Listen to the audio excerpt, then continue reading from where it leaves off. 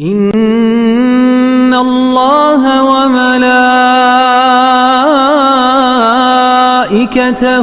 يصلون على النبي يا أيها الذين آمنوا صلوا عليه وسلموا تسليما.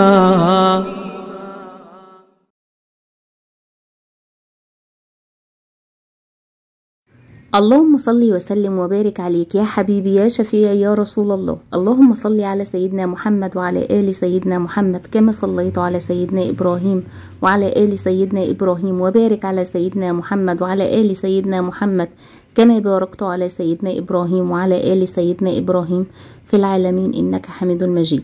عاملين ايه؟ وحشني قد الدنيا كلها. طبعا بقالي شويه كده ما بنزلش معاكم، واكيد وحشتوني. ربنا يديمكم اخواتي واصحابي ان شاء الله ويديمكم في حياتي على طول.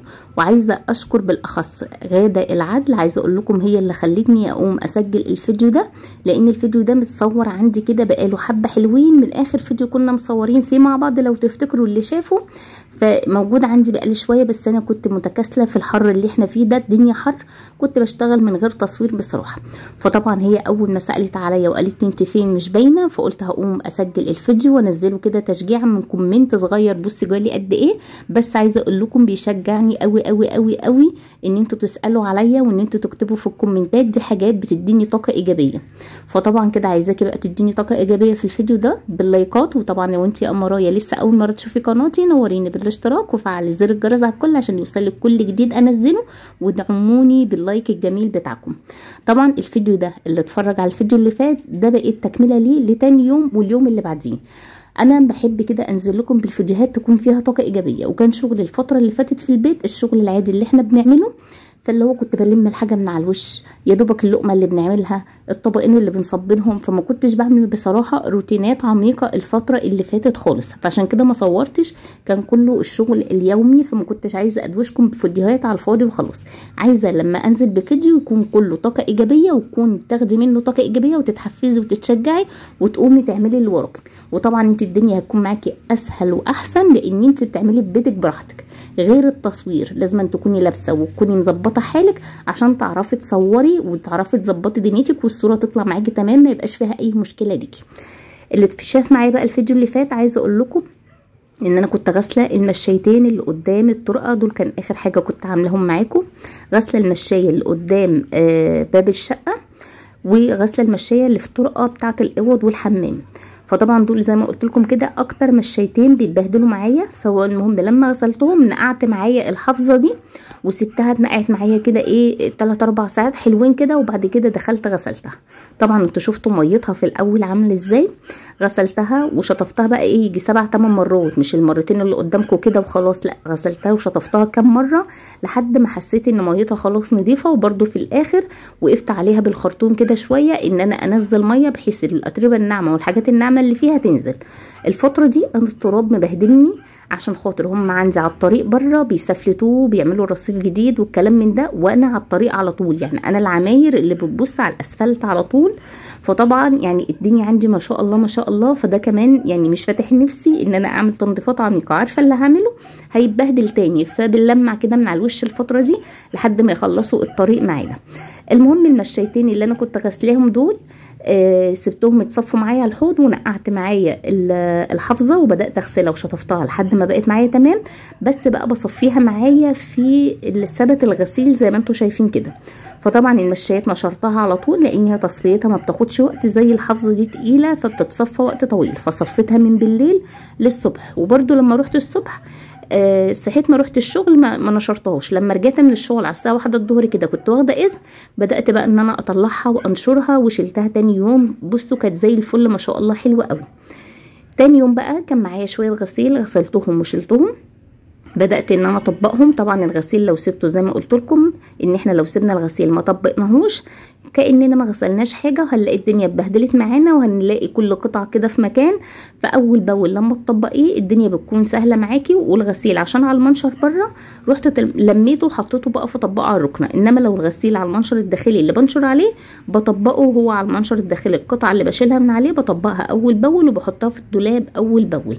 طبعا انا بجمع معاكم التطبيقات كده عشان خاطر انا بصور معاكم، انما انا في الطبيعي باخد معايا الغسيل قدام الدولاب اللي هطبق فيه، والقطعة اللي بطبقها فيه ببدأ احطها في مكانها على طول. فطبقنا شويه الغسيل الحلوين بتوعنا دول عشان ما يترموش معانا، حرام تعبنا والكهرباء والمسحوق وحاجات كتير قوي. فطبعا شغل ست البيت مش بالساهل، فبنحاول نحافظ على الحاجات اللي احنا عملناها وننظمها ونرتبها معانا بحيث ان دنيتك تبقى تمام والامور تبقى سهله معاكي. طبعا عايزاكي لو انت جيتي معايا للحظه الجميله دي متنسيش طبعا تدعميني باللايك، وزي ما قلت لك لو انت اول مره تشوفي قناتي نوريني بالاشتراك وفعلي زر الجرس على الكل عشان تبقي اخت من اخواتنا وصاحبه من صاحباتنا، وان شاء الله كده تتشجعي معانا بالطاقه الايجابيه. جيت بقى خدت الغسيل ادخله جوه، لقيت بقى منظر ضرفه الملايات زي ما انتم شايفين كده. طبعا انا لما بطبق الغسيل ساعات كتير كده بفضل احدف في الحاجه، والولاد بيشاركوني او جوزي بصراحه عشان الضرفه دي طويله عليا، افضل اقول له ايه طب ناولني دي، طب حطي لي دي. الحاجه اللي بتقع منه بيروح حادفها تاني والموضوع انتهى. انت اعدليها بقى براحتك، اطلعي بقى على كرسي انتي واعدليها براحتك. فالمهم ايه الحاجات اللي على الوش كلها كانت واقعه كده على بعضيها والحاجات اتقلبت، فقلت انزلها وانفضها من التراب اللي فيها وابدا كده ارتبها معايا تاني وانظمها معايا، بحيث ان الحاجه لما بتبقى مرتبه ومنظمه بتبقى مريحه معاكي قوي للعين، وبتحسي ان دنيتك تمام وان انت شايفه كل حاجه ظاهره قدامك بترتيب وبنظام. بيفرق معاكي قوي في نفسيتك انت كست بيت. فانا بحب اشوف الدولاب على طول مرتب ومنظم معايا، برغم ان الولاد بيبهدلوه وجوزي اكتر منهم، بس ربنا يعيننا عليهم ان شاء الله ويقوينا ويعيننا جميعا يا رب العالمين. المهم رحت منزله كل حاجه على السرير كده ورايا، وبدات بقى ان انا ارتب كل حاجه واظبط كل حاجه، وهبدا اطلع احطهم كلهم مره واحده. مسحنا التراب وظبطنا دنيتنا. انا كنت في الوقت ده طبقت الملايات ومرصصاها قصادي على السرير. هبدا بقى كده الولاد يناولوني ملايه ملايه، وهبدا بقى ارتبهم وهحاول اخلي الالوان متقاربه لبعضيها. يعني هنحاول كده مش نحط الوان عشوائيه كده، لا هحاول اخلي الالوان اللي قريبه من بعضها فوق بعضها، بحيث ان يكون المنظر مريح للعين شويه. يعني زي الحاجات البامبا اللي زي كده تبقى ورا بعضيها، الحاجات البيضه اللي زي كده تبقى ورا بعضيها. عايزه اقول لكم ان كان في واحده حبيبتي منكم هي اللي كانت قالت لي الموضوع ده، انا ما كانش بيجي في دماغي، وكنت بحب ان انا يعني مثلا ملايتين بيضه زي كده او ملايتين بامبا كنت بحب افصل بملايه في النص. قال ايه؟ عشان خاطر اللون يبان ان انا عندي كذا ملايه من نفس اللون. فهي قالت لي لا احط الالوان كلها قريبه فوق بعضها يبقى الشكل منظم اكتر ومرتب اكتر. وعايزه اقول لكم فعلا لما عملت كده حسيت ان الشكل منظم ومرتب اكتر. يعني لما احط الالوان كلها مع بعضها زي الملايتين الحمر او البيض، او لو كان الملايه البيضه الثالثه المفروشه دي برضو حطيتها، حسيت ان الشكل لا كده منظم فعلا اكتر. وانا بحب اطبق الملايه بالشكل ده، بحب ابين الرسمه بتاعتها. هي بحط كيس مخده او هي لو رسمتها باينه مش مشكله، المهم ان انا بحب رسمه الملايه تكون باينه. طبعا اغلبيه الملايات عندي ساده وهو الكنار بس من تحت ايه الرسمه اللي موجوده فيه. فبحب ابين الشكل ده، وبقسم الرف عندي عشان عريض شويه بقسمه على 3 ملايات يبقوا جنب بعض. طبعا الرف الاخير ده اللي هو اللي لونهم موف فوق بعض ده بتاع الاطفال، انا عندي فيه 4 اطقم ملايات بس، انما الباقي كله بتاع السرير الكبير اللي هو بتاع اوضه النوم بتاعتي. هنا بوريكم ده كيس المخده الكبير. الملايه دي لما بحطها على بعضها، دي كانت ملايه لحاف فايبر، لما بحطها على بعضها بتقع كده وبتبهدل الدنيا، فلميتهم في كيس المخده الصغير وبدات ان انا احطها بالشكل ده. حسيت ان هي كده منظمه ومرتبه اكتر.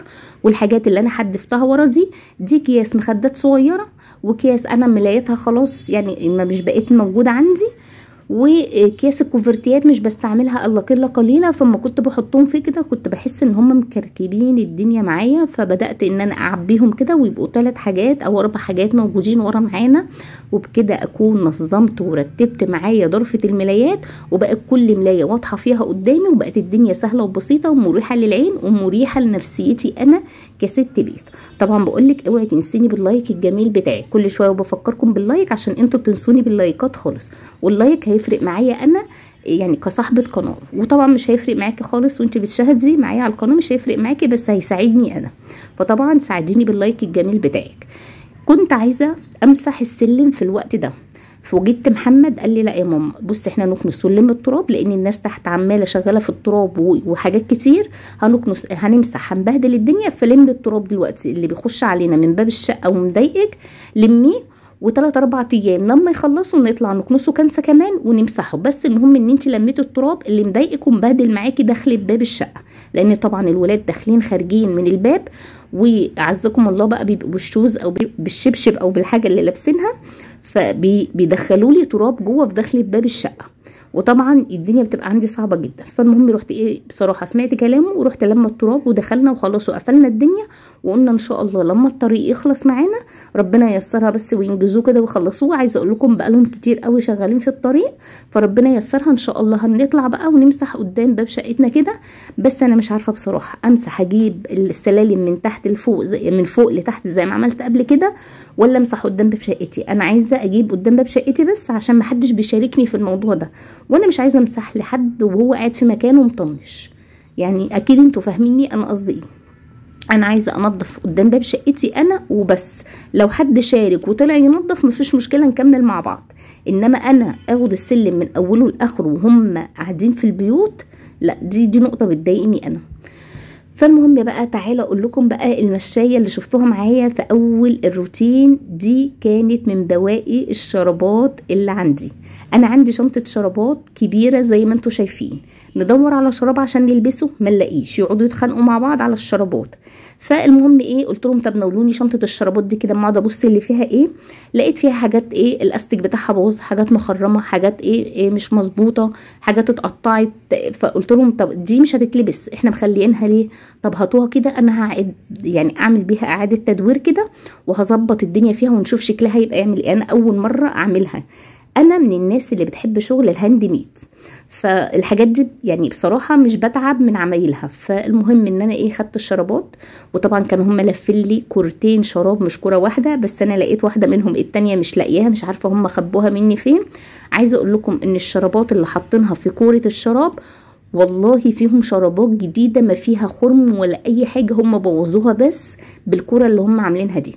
فطبعا اللي باظ من الكوره يعني هقصقصه معايا واعمله ادخله معايا في المشايه اللي احنا هنعملها في الارض، واللي ما بص والدنيا كانت لسه سهله معاه يعني هرجعه تاني يلبسوه. فطبعا وفقت كل فرد شراب مع بعضها، واللي محتاجتوش واللي باظ معانا واللي مخرم واللي مقطع والكلام من ده هبدا اجيب المقص واقصقصه كده زي حلقات دواير. بس انا عايزه اقول لكم ان انا قصينا حلقات دواير عريضه، هبدا ان انا بعد كده اقعد اقصقصه تاني الحلقات دواير رفيعه، لان لما جيت اشتغل بيه حسيت ان هي سميكه قوي وهحتاج عدد اكبر من كده، فرفعتها شويه بحيث ان هي تبقى معايا يعني سمكها كويس، وفي نفس الوقت القطعه تكفي معايا الحاجه اللي انا عايزاها. بدأت طبعا ان انا اقصقص كل ده. اكتر حاجة خدت معايا في الشغل ان انا اقصقص وافصل الالوان، ما انا لازم افصل الالوان قبل ما اشتغل، مش هقعد اشتغل بشكل عشوائي هتبقى الحاجة شكلها وحش. فقصقصت الاول الشربات، وبعد كده بدأت افصل الالوان الفاتحة والغامقة والرصاصي والبني والكلام من ده، واشوف عددهم ايه عشان اشوف هاخد انهي لون الاول، وكل سطر في العدد هيبقى ايه. طبعا اللي شغال هاند ميد هيفهم اللي انا بقوله وهيعرف ان كل حاجه ليها عدد، مش شغل عشوائي كده وخلاص. فبدات اظبطها الاول لحد بقى ما شاء الله بقت معايا جميله قوي.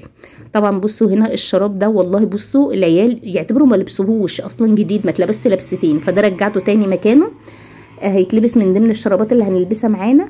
بكده قللت كميه الشرابات اللي موجوده معايا وحافظت على الحاجه، وفي نفس الوقت عملت ليها اعاده تدوير تبقى موجوده معايا، وبطلت صداع للست اللي تحتينا، لان ولادي كانوا بيلعبوا بالكوره الشراب دي كانوا بيبهدلوها تنطيط وجري، وطبعا هي صعبانه عليا والولاد يعني بيسمعوا الكلام بالعافيه. فطبعا الست الكبيره دي اترحمت من بالمشايه دي من تنطيط عليها.